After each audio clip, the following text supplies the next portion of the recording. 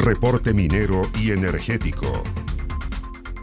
¿Cómo están? Un gusto de saludarlos nuevamente en este capítulo de Reporte Minero y Energético por las pantallas de Canal 24 Horas. Temas que vamos a estar conversando durante el programa que tienen mucho que ver con la contingencia a nivel mundial.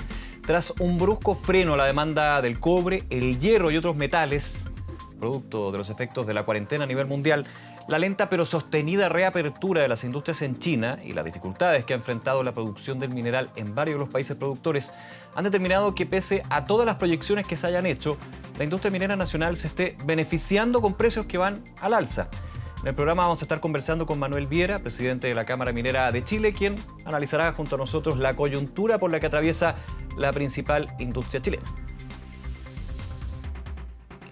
Y como todas las semanas, revisamos las principales noticias de la industria minera y energética. Acompáñenos y comente el capítulo de hoy en Twitter con el hashtag Reporte Minero.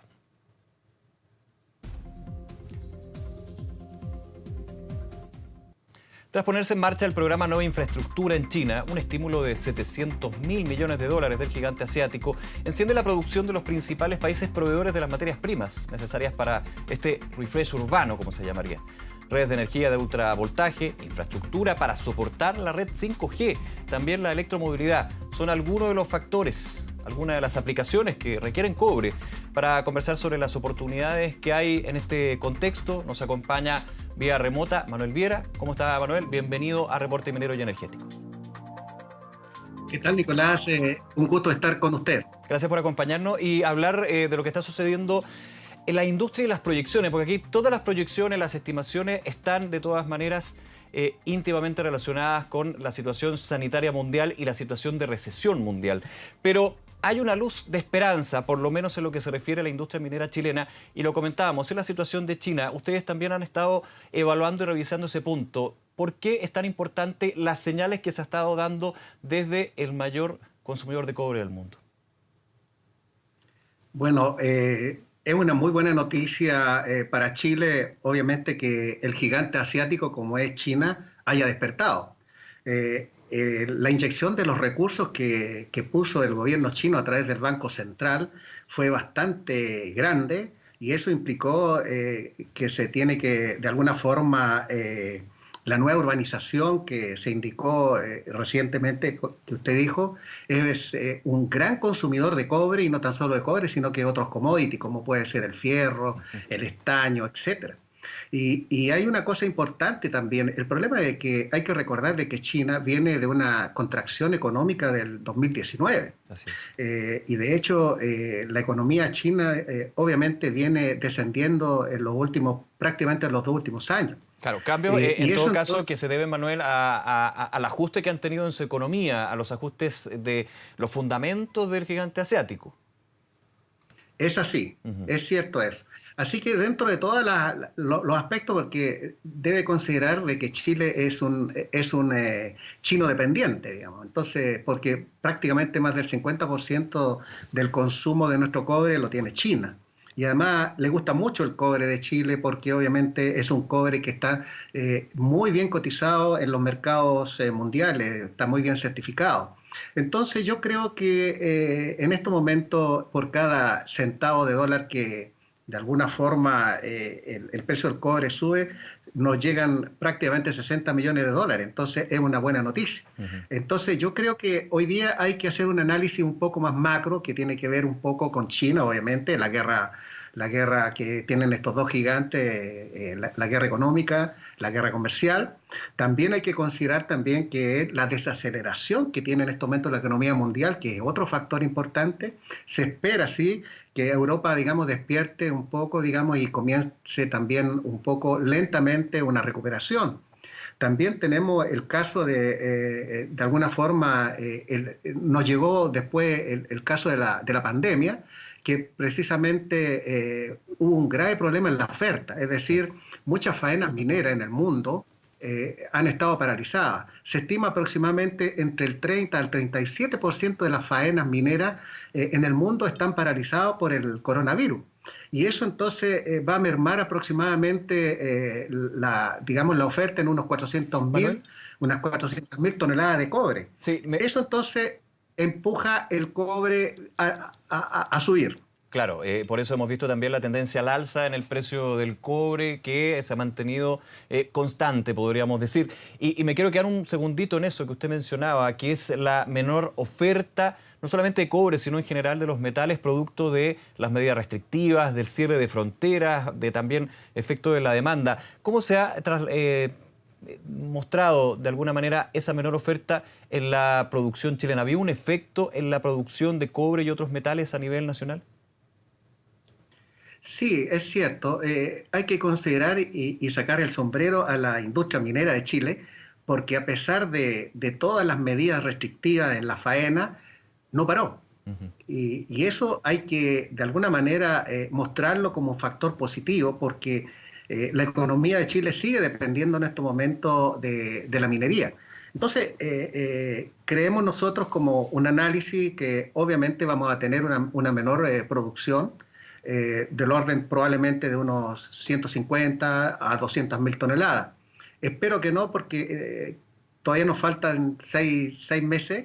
Y recuerde usted que el mes pasado, a pesar de todas las restricciones que hubo, a pesar del aislamiento, porque hay que analizarlo de tres escenarios. El primer escenario es antes de la pandemia, durante y después de la pandemia. Hoy día estamos justamente en el durante. Ujú. Y hoy día tenemos restricciones donde prácticamente todas las faenas mineras están con mínima dotación. Se trata justamente de no concentrar mucho en estos momentos la gente, los mineros. Y otra cosa importante también es que, cosa que también es positivo, la vida está primero. Es decir, todas las faenas se han unido primero con la seguridad de la gente. Eso también es muy importante. Y cosa curiosa, en el mes pasado se aumentó la producción de chipe. Entonces, ese análisis, digamos, es muy importante y una cosa interesante, porque ahí usted puede observar que de alguna forma Cochilco mismo indicó de que prácticamente la producción había aumentado un 2,8%. Sí. Entonces, y todas las faenas más principales de Chile aumentaron. Entonces, también la pandemia pilló a nuestra gran minería con muchos procesos automatizados, digamos, y con brazos robóticos y todo eso. Y gracias a Dios, digamos, que estaba en esa situación, porque nuestra economía, digamos, que va a ir a una recesión. Creemos nosotros que la minería todavía está, digamos, frenando ese fenómeno. Sí, Manuel, en ese análisis, y antes de volver al tema de China, que me interesa bastante, uno podría pensar, le hago la pregunta, que la crisis que vivió la industria minera, de bajos precios del cobre, del término del superciclo del cobre, que también se fue traspasando a otros metales, sin duda, esa crisis y los cambios que generó esa crisis, de alguna manera, uno podría pensar, le prepararon a la industria minera nacional e internacional para lo que está actualmente pasando y lo que se viene. Esas son lecciones aprendidas, obviamente, porque esas crisis que fueron tremendamente drásticas, ha traspasado un poco el concepto de la experiencia, pero esos superciclos, que el precio del cobre estuvo prácticamente sobre $4, creo que no se van a volver a repetir más.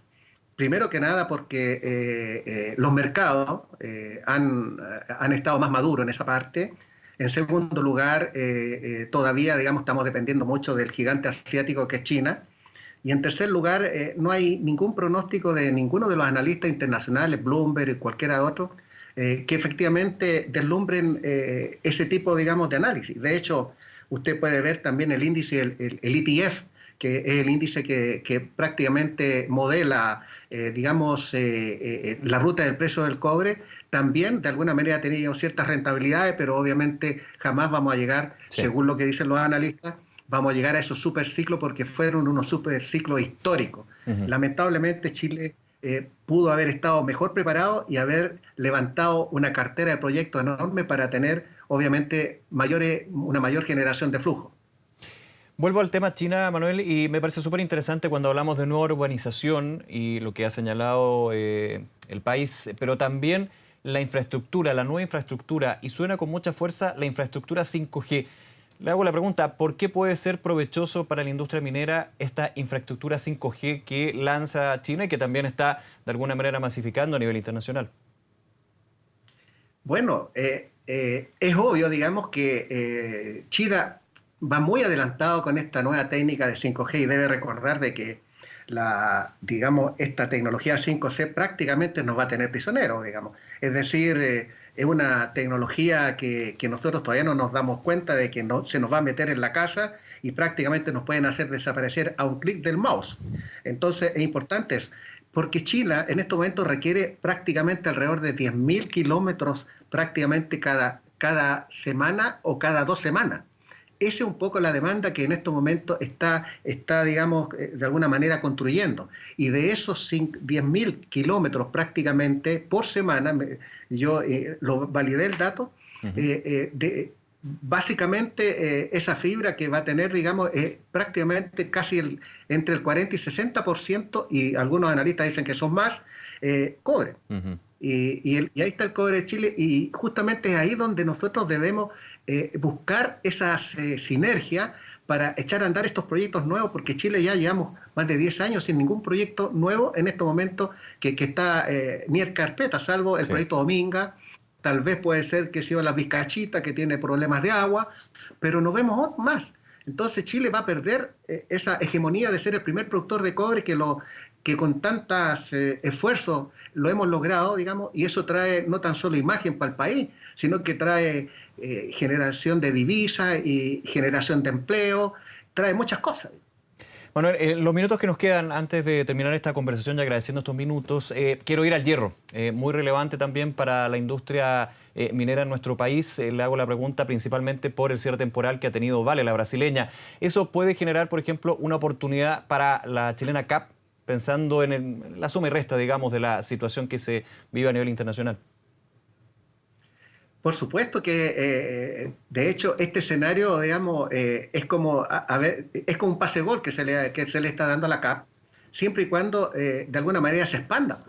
Porque yo creo que con estos actuales niveles que hay, y si no tiene una gran cartera de proyectos de fierro, obviamente no va a sacar mucho partido, a excepción, digamos, del efecto precio.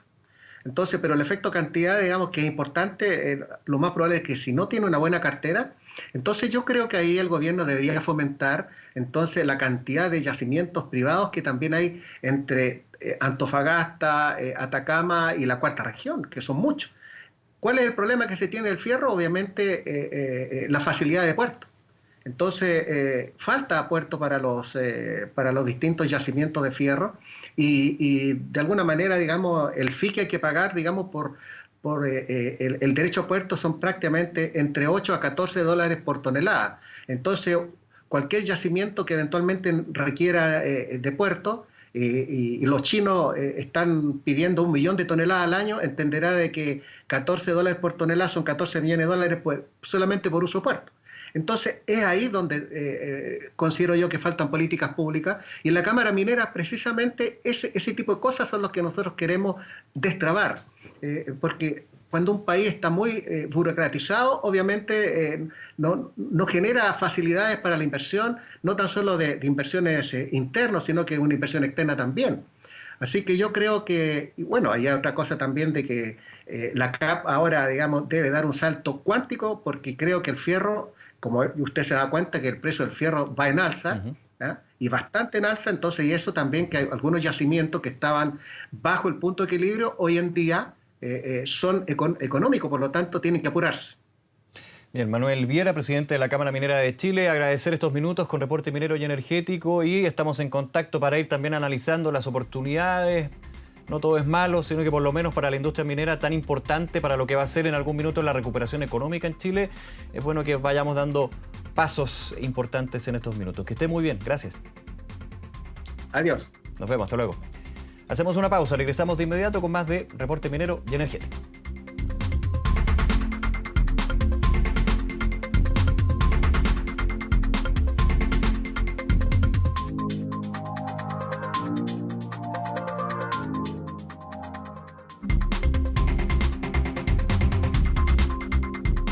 Debido a la escasez hídrica que afecta a nuestro país, Codelco informó la activación del plan para restringir el procesamiento de cobre en la planta de Chancado y Molienda Sewell de la División El Teniente. La medida busca dar prioridad a la continuidad operacional de la planta de Colón. debido a que el embalse, que le proporciona agua al yacimiento, estuvo a un 25% de su capacidad en el mes de abril. La restricción de procesamiento se compensa con aporte mineral de mejor ley de cobre de otras zonas de la faena, mitigando los efectos en la producción de esta división. Desde la empresa se proyecta que durante el segundo semestre y en la medida que se produzcan precipitaciones, se pueda retornar a la normalidad.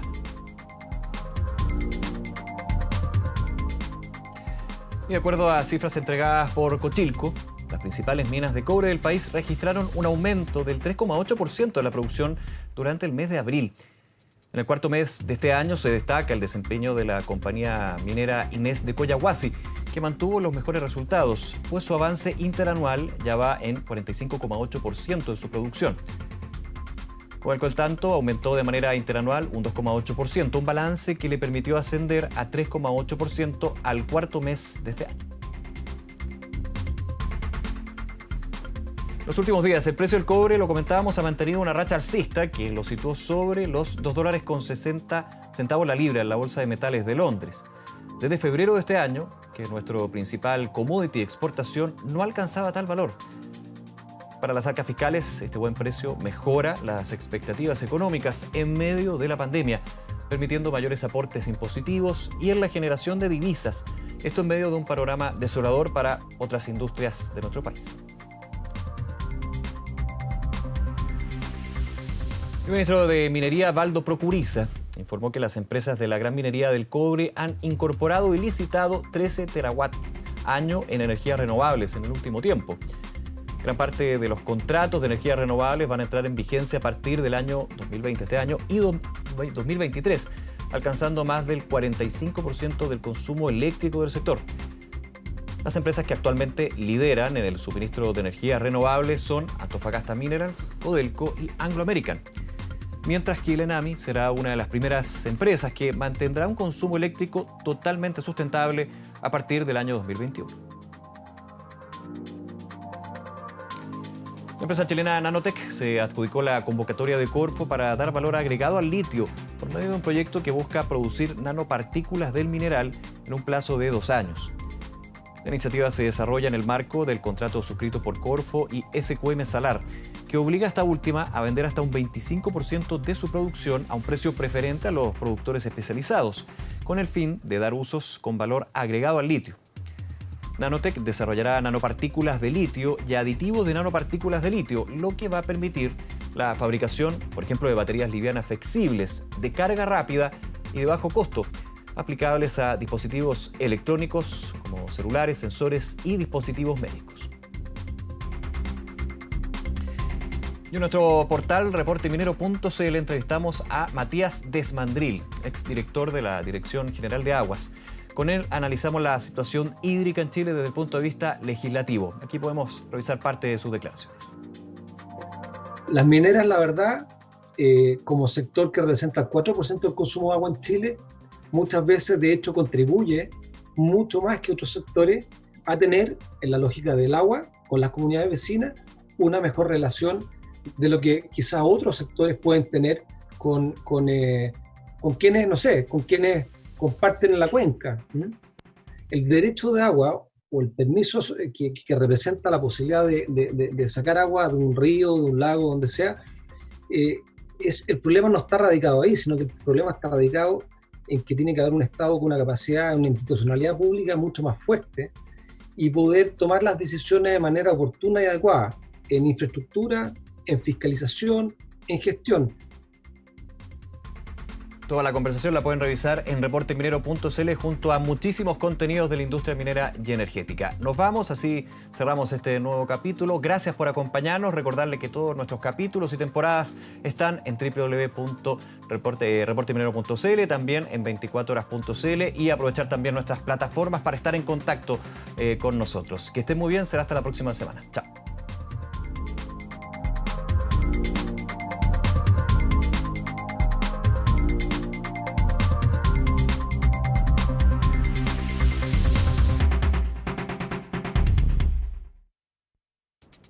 Reporte minero y energético.